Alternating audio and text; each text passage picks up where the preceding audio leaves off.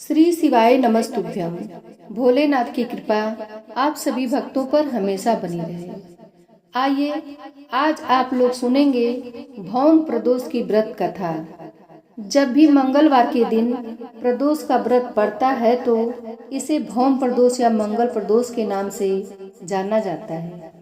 जो भक्त सच्ची निष्ठा और नियम के साथ मंगल प्रदोष का व्रत करते हैं, इस दिन भगवान भोलेनाथ, माता पार्वती सहित हनुमान जी का पूजन करते हैं तो इस व्रत के प्रभाव से रोगों से मुक्ति मिलती है, स्वास्थ्य लाभ होता है, जीवन में आ रही सभी समस्याएं दूर हो जाती हैं और जीवन में सुख और समृद्धि आती है। प्रदोष का व्रत शिव जी को अति प्रिय होता है। इस दिन भगवान शिव जी का प्रदोष काल में पूरे विधि विधान के साथ पूजन करना चाहिए। प्रदोष काल का समय सूर्यास्त से 1 घंटे पहले और 1 घंटे बाद के समय को प्रदोष काल कहते हैं। प्रदोष व्रत को कर रखने से 100 गायों का दान करने के बराबर पुण्य फलों की प्राप्ति होती है। प्रदोष का व्रत कम से कम 11 या पूरे वर्ष की त्रयोदशी व्रत करना चाहिए। उसके बाद चाहे तो आप व्रत करें या व्रत का उद्यापन कर दें, इससे अनंत फलों की प्राप्ति होती है। तो आइए सुनते हैं भौम प्रदोष की व्रत कथा।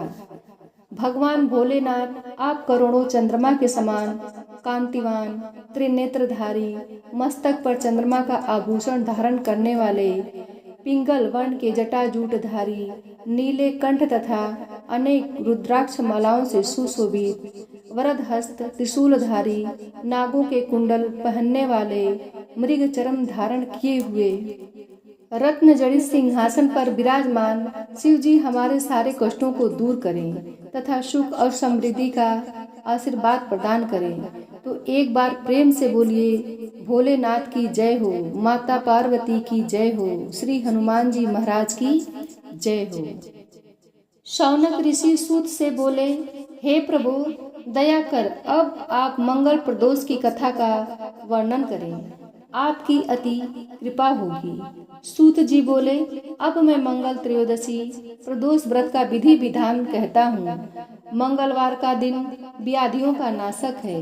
इस व्रत में एक समय व्रती को गेहूं और गुड़ का भोजन करना चाहिए। देव प्रतिमा पर लाल रंग का फूल चढ़ाना और स्वयं लाल वस्त्र धारण करना चाहिए। इस व्रत के करने से मनुष्य सभी पापों और रोगों से मुक्त हो जाता है, इसमें किसी प्रकार का संशय नहीं है। अब मैं आपको उस बुढ़िया की कथा सुनाता हूँ जिसने यह व्रत किया, वो मोक्ष को प्राप्त हुई। अत्यंत प्राचीन काल की घटना है। एक नगर में एक बुढ़िया रहती थी। उसके मंगलिया नाम का एक पुत्र था। वृद्धा को हनुमान जी पर बड़ी श्रद्धा थी।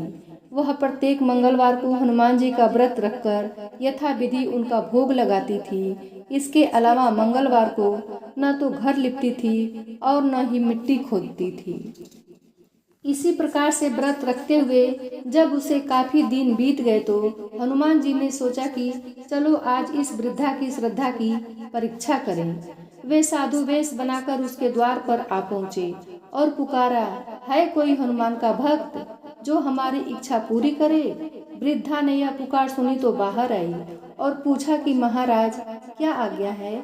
साधु वेशधारी हनुमान जी बोले कि मैं बहुत भूखा हूँ, भोजन करूँगा, तू थोड़ी सी जमीन लिख दे। वृद्धा बड़ी दुविधा में पड़ गई। अंत में हाथ जोड़कर प्रार्थना की, हे महाराज, लीपने और मिट्टी खोदने के अतिरिक्त जो काम आप कहें वह मैं करने को तैयार हूँ। साधु ने 3 बार प्रतिज्ञा कराने के बाद कहा, तू अपने बेटों को बुला, मैं उसे औंधा लिटाकर उसकी पीठ पर आग जलाकर भोजन बनाऊंगा।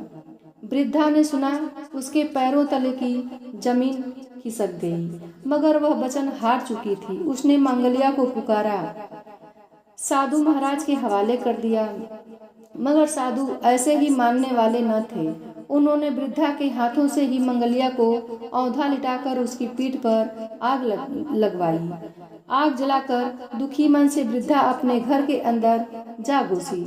साधु जब भोजन बना चुका था तो उसने वृद्धा को बुलाकर कहा कि वह मंगलिया को पुकारे ताकि वह भी आकर भोग लगा ले। वृद्धा आंखों में आंसू भरकर कहने लगी कि अब उसका नाम लेकर मेरे हृदय को और न दुखाओ। लेकिन साधु महाराज न माने तो वृद्धा को भोजन के लिए मंगलिया को पुकारना पड़ा। पुकारने की देर थी कि मंगलिया बाहर से हंसता हुआ घर में दौड़ा आया। मंगलिया को जीता जागता देखकर वृद्धा को सुखद आश्चर्य हुआ। वह साधु महाराज के चरणों में गिर पड़ी।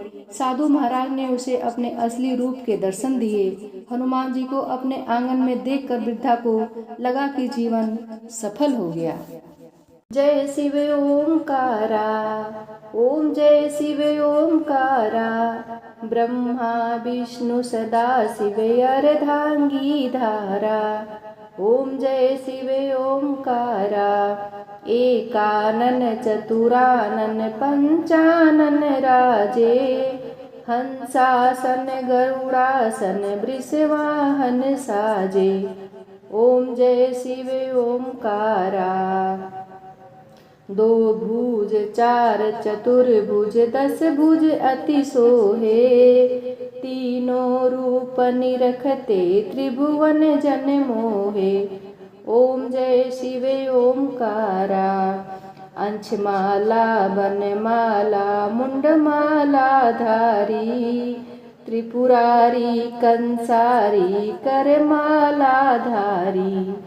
ओम जय शिव ओंकारा, श्वेतांबर पीतांबर बाघंबर अंगे, सनकादिक प्रभुतादिक भूतादिक संगे। ओम जय शिव ओंकारा, करे मध्य कमंडल चक्र त्रिशूलधारी, सुखकारी दुखहारी जगपालनकारी। ओम जय शिव ओंकारा, ब्रह्मा विष्णु सदा शिव जानत अविवेका, प्रणावक्षर में शोभित एक तीनों एका। ओम जय शिव ओंकारा, त्रिगुण स्वामी की आरती जो कोई नर गावे, कहत शिवानंद स्वामी सुख संपत्ति पावे। ओम जय शिव ओंकारा।